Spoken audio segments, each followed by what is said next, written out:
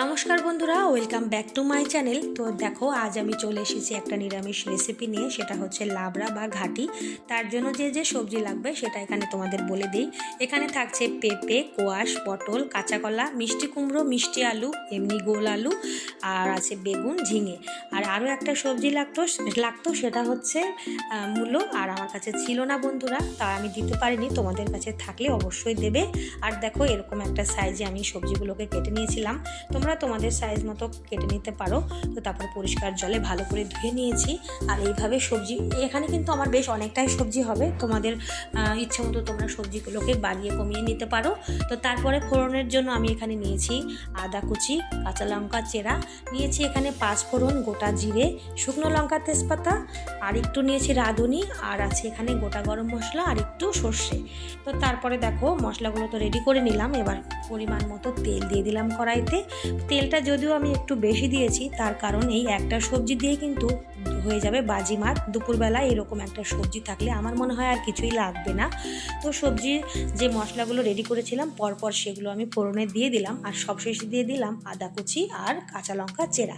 তো দিয়ে নেড়ে চেড়ে 1 মিনিটের মতো, মানে হাফ মিনিটের মতো নেড়ে চেড়ে আমি দিয়ে দিলাম সবজি।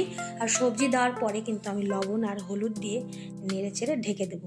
এবার ঢেকে দেওয়ার পরে যে খানিকটা জল বেরোবে, তাতে করে কিন্তু সবজিটা অর্ধেক সেদ্ধ হয়ে যাবে। তো তারপরে অবশ্যই কিন্তু এই সময় গ্যাসের ফ্লেমটাকে মিডিয়াম করে রাখতে হবে।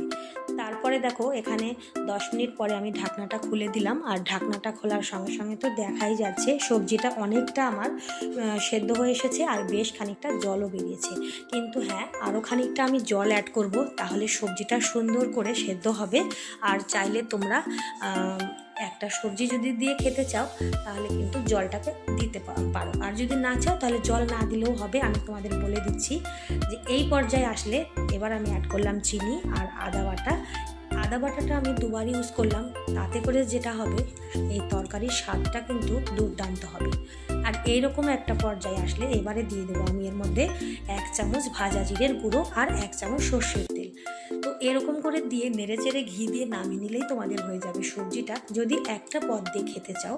আর যদি আমার যে রেসিপিটা সেটা যদি তোমরা পুরোটা ফলো করো, তাহলে আমি বলবো এই সবজিটার জলটাকে আরও খানিকটা টানাতে হবে। তার জন্য গ্যাসের ফ্লেমটাকে বড় করে দিতে হবে, আর তারপর একটু নেড়ে নিতে হবে। তো জলটা দেখো বেশ খানিকটা শুকিয়ে গেল। তারপরে আমি দিয়ে দেবো ফুল 1 চামচ ঘি। আর ঘিটা অবশ্যই একটু বেশি দিতে হবে, তাহলে রান্নার টেস্টটা আরও বেশি হবে। আর হ্যাঁ, এই তরকারিটা কিন্তু অবশ্যই তোমরা লুচি, রুটি, পরোটা সব কিছুর সঙ্গেই খেতে পারবে। আর কেমন লাগলো এই রেসিপিটা অবশ্যই জানাবে। ভালো লাগলে একটা সাবস্ক্রাইব করতে ভুলবে না।